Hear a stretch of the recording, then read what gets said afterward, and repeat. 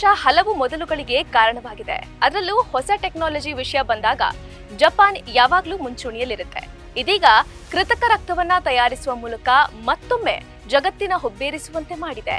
ಏನು artificial blood? ಇದು ಹೇಗೆ ಸಾಧ್ಯ? ಇದರಿಂದ ಏನು ಉಪಯೋಗ ಇದೆ? ಎಲ್ಲವನ್ನೂ ಹೇಳ್ತೀವಿ. ಅದಕ್ಕೂ ಮೊದಲು ಬಾಸ್ ಟಿವಿ ಕನ್ನಡ ಚಾನೆಲ್ನ ಸಬ್ಸ್ಕ್ರೈಬ್ ಮಾಡಿ. ಜಪಾನ್ನಲ್ಲಿ ಕ್ಷೀಣಿಸಿದ ಜನಸಂಖ್ಯೆ, ಯುವಕರಿಗಿಂತ ವೃದ್ಧರದ್ದೇ ಮೇಲುಗೈ. ವಿಶ್ವದಲ್ಲೇ ಮೊಟ್ಟ ಮೊದಲ ಬಾರಿಗೆ ಕೃತಕ ಬ್ಲಡ್ ಕಂಡುಹಿಡಿಯಲು ಜಪಾನ್ ಪ್ರಯೋಗ ನಡೆಸಿದೆ.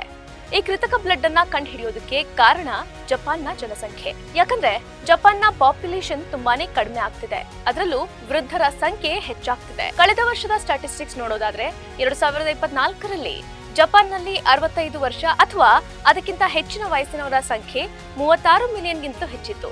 ಅಂದ್ರೆ ಒಟ್ಟು ಜನಸಂಖ್ಯೆಯಲ್ಲಿ 30% ಕೇವಲ ವೃದ್ಧರೇ ಇದ್ದಾರೆ ಅಂತ ಅರ್ಥ.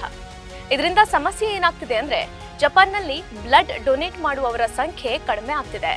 ಯಾಕಂದ್ರೆ ಹೆಚ್ಚಿನ ವೃದ್ಧರು ರಕ್ತದಾನ ಮಾಡಲು ಸಾಧ್ಯವಿಲ್ಲ. ಹೀಗಾಗಿ ರಕ್ತದ ಲಭ್ಯತೆ ಕಡಿಮೆ ಆಗ್ತಿದೆ. ಆಕ್ಸಿಡೆಂಟ್ ನಂತಹ ಎಮರ್ಜೆನ್ಸಿ ಸಿಚುವೇಶನ್ಗಳಲ್ಲಿ ಜಪಾನ್ನಲ್ಲಿ ರಕ್ತವೇ ಸಿಗ್ತಿರ್ಲಿಲ್ಲ. ಇದರಿಂದ ಅದೆಷ್ಟೋ ಮಂದಿ ಪ್ರಾಣ ಕಳ್ಕೊಂಡಿದ್ದಾರೆ. ಇನ್ನು ಯಾರಾದ್ರೂ ರಕ್ತದಾನ ಮಾಡಿದ್ರೂ ಕೂಡ ಡೊನೇಟ್ ಮಾಡಿದವರ ಬ್ಲಡ್ ಅನ್ನ 1 ತಿಂಗಳಿಗಿಂತ ಜಾಸ್ತಿ ಸ್ಟೋರ್ ಮಾಡಿಟ್ಕೊಳ್ಳೋಕೆ ಆಗೋದಿಲ್ಲ. ಮೊದಲೇ ಡೊನೇಟ್ ಮಾಡುವವರ ಸಂಖ್ಯೆ ಕಡಿಮೆ, ಅದರಲ್ಲೂ ಡ್ಯೂರೇಬಿಲಿಟಿ ಸಮಸ್ಯೆ ಬರ್ತಾ ಇರೋದ್ರಿಂದ ಜಪಾನ್ ಈ ಹೊಸ ಆವಿಷ್ಕಾರಕ್ಕೆ ಮುಂದಾಗಿದೆ. ಈ ಕೃತಕ ರಕ್ತವನ್ನ 2 ವರ್ಷಗಳವರೆಗೂ ಸುರಕ್ಷಿತವಾಗಿ ಇಡಬಹುದು. ಕೃತಕ ರಕ್ತ ಕಂಡುಹಿಡಿದ ಜಪಾನ್. ಯಾವ ಗುಂಪಿನವರಿಗೂ ನೀಡಬಹುದು ಈ ರಕ್ತ? ಕೃತಕ ರಕ್ತ ಕಣಗಳ ಇನ್ನೊಂದು ಸ್ಪೆಷಾಲಿಟಿ ಏನಂದ್ರೆ ಯಾವುದೇ ರಕ್ತದ ಗುಂಪಿನ ವ್ಯಕ್ತಿಗೂ ಕೂಡ ನೀಡಬಹುದಾಗಿದೆ. ಹೀಗಾಗಿ ಅದೇ ಗುಂಪಿನ ರಕ್ತ ಸಿಗದೆ ಆಗ್ತಿದ್ದ ತೊಂದರೆಗಳಿಗೆ ಇದು ಬೆಸ್ಟ್ ಸೊಲ್ಯೂಷನ್ ಆಗಿದೆ.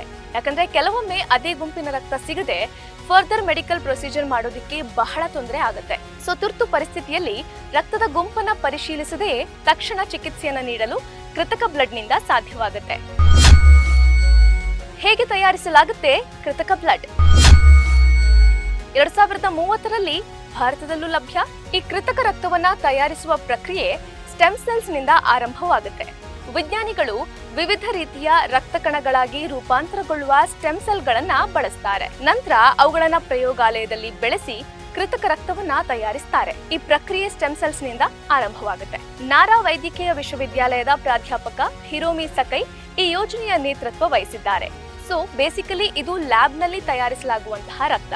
ಇನ್ನು ಎಲ್ಲ ಅನ್ಕೊಂಡಂತೆ ಆದ್ರೆ 2030ರ ವೇಳೆಗೆ ಈ ಕೃತಕ ರಕ್ತದ ಕ್ಲಿನಿಕಲ್ ಪ್ರಯೋಗಗಳನ್ನ ಪ್ರಾರಂಭಿಸುವುದಾಗಿ ಜಪಾನ್ ಘೋಷಿಸಿದೆ. ಒಂದ್ ವೇಳೆ ಜಪಾನ್ನಲ್ಲಿ ಈ ಪ್ರಯೋಗ ಯಶಸ್ವಿಯಾಗಿ ಯಾವುದೇ ಅಡ್ಡ ಪರಿಣಾಮಗಳು ಕಾಣಿಸಿಕೊಳ್ಳದೇ ಇದ್ರೆ ಮುಂದಿನ ಹಂತದಲ್ಲಿ ಅದರ ಸುರಕ್ಷತೆ ಮತ್ತು ಪರಿಣಾಮಕಾರಿತ್ವವನ್ನ ನಿರ್ಧರಿಸಲಾಗುತ್ತೆ.